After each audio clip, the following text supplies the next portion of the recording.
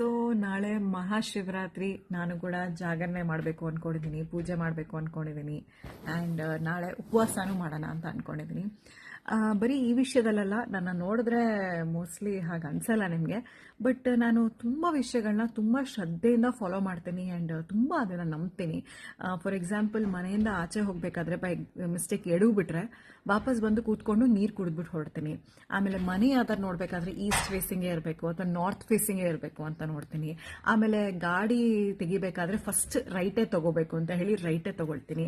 And ಆ right ತೊಗೊಂಡಾದ್ಮೇಲೆ ಬೆಕ್ಕೇನಾರು ಅಡ್ಡ ಬಂದ್ಬಿಟ್ರೆ ಅದನ್ನ ನಿಲ್ಲಿಸ್ಬಿಟ್ಟು ಗಾಡಿನ ಒಂದು 5 ನಿಮಿಷ ಆಮೇಲೆ ಸ್ಟಾರ್ಟ್ ಮಾಡ್ತೀನಿ. And by mistake left side ಎದ್ಬಿಟ್ಟೆ ಅಂದರೆ ಮಲ್ಕೊಂಡು ಒಂದು ಸ್ವಲ್ಪ ಹೊತ್ತಾದ್ಮೇಲೆ ರೈಟ್ ಸೈಡ್ ಎದ್ದು ನಾನು ಡೇನ ಸ್ಟಾರ್ಟ್ ಮಾಡ್ತೀನಿ. ನೀವು ಅನ್ಕೋಬೋದು, ಇವರೇನೋ ಇಷ್ಟು ಮಾಡರ್ನ್ ಆಗಿದ್ದಾರೆ, ಈ ಥರ ಮೂಢನಂಬಿಕೆಗಳೆಲ್ಲ ಪ್ರಾಕ್ಟೀಸ್ ಮಾಡ್ತಿದ್ದಾರೆ, ಇದೆಲ್ಲ ಇವ್ರಿಗೆ ತುಂಬ ಸಿಲ್ಲಿ ಅನ್ಸಲ್ವಾ ಅಂತ ಕೆಲವರು ಅನ್ಕೋಬೋದು. ಬಟ್ ಎಲ್ಲದಕ್ಕೂ ಒಂದು ಕಾರಣ ಅಂತ ಇರುತ್ತೆ. ಆ್ಯಂಡ್ ನನ್ನ ಲೈಫಲ್ಲಿ ನಾನು ಇದೆಲ್ಲ ತುಂಬ ಸ್ಟ್ರಿಕ್ಟಾಗಿ ಫಾಲೋ ಮಾಡೋ ಕಾರಣ ಏನಂದರೆ, ಫಸ್ಟೇ ನನ್ನ ಟೈಮ್ ಚೆನ್ನಾಗಿಲ್ಲ ಫ್ರೆಂಡ್ಸ್. ಸುಮ್ಮನೆ ಆದರೂ ದೇವರು ಅವಾಗ ಡ್ಯಾಶ್ ಹೊಡಿತಾ ಇರ್ತಾನೆ. ಅದರಲ್ಲಿ ಇಷ್ಟೆಲ್ಲ ರಿಸ್ಕ್ ತೊಗೊಳಕ್ಕೆ I am not ready. Basically ಏನಂದರೆ, we are the brand ambassador for problems.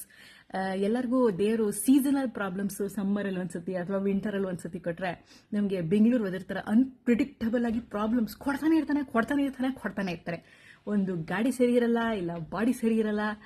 I don't know why God has chosen. I am the chosen one and he is choosing everything out of me.